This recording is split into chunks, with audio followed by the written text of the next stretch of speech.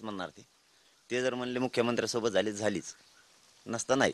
म्हणून आपलं बोलत होतो मी फिरत फिरत त्यांना. अचानक आलता फोन त्यांचा, घेतलं म्हणणं ऐकून त्यांचं सगळं. शेतकऱ्यांच्या बद्दलचं बी त्यांनी सांगितलं की आम्ही शेतकऱ्यांच्या बद्दलचा पुन्हा एकदा विषय घेतोय म्हणून. चांगलं म्हणलं शेतकऱ्याचंही कल्याण करून टाका सरसकटचं. ते बोलणं झालं, ते दिली माहिती त्यांनी. आणखीन जाणार आहेत ते वाटतं, मला वाटतं काहीतरी अमित शहा साहेब आलेले आहेत आज का उद्या बहुतेक, मला माहीत नाही. साहेब सत्तार साहेब आत्ता म्हणत होते. त्यामुळे हे 1-2 दिवस फक्त हे करा, पुन्हा एकदा आम्ही या विषयावर बोलणार. आमचं म्हणणंच ते आहे मग की आम्हाला त्यांना बोलायची गरजच नाही राव. DCM असतील किंवा CM असतील, बोलायची गरजच नाही ना आम्हाला. सत्ताधारी ती आहेत, केंद्रावर ते बसलेले सत्तेच्या, त्यांनाच भांडावं लागणार आहे. आम्हाला त्यांना बोलायची गरजच नाही. सगळ्या स्वरीची अंमलबजावणी दिली, बोलायची गरज नाही.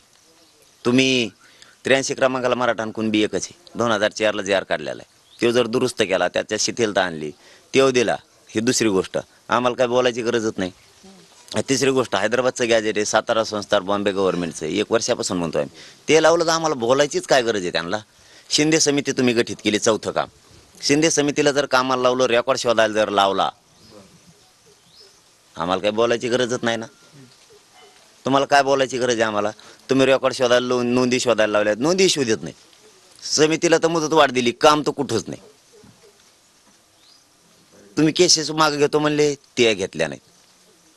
मग तुम्ही नेमकं करतायच काय? तुम्ही करतायच काय? सगळ्या सोयऱ्यांची मागणी ती आमच्या व्याख्याप्रमाणे घ्या म्हणतोय. आमचं म्हणणंच ते साधं आहे, तुम्ही ते द्या.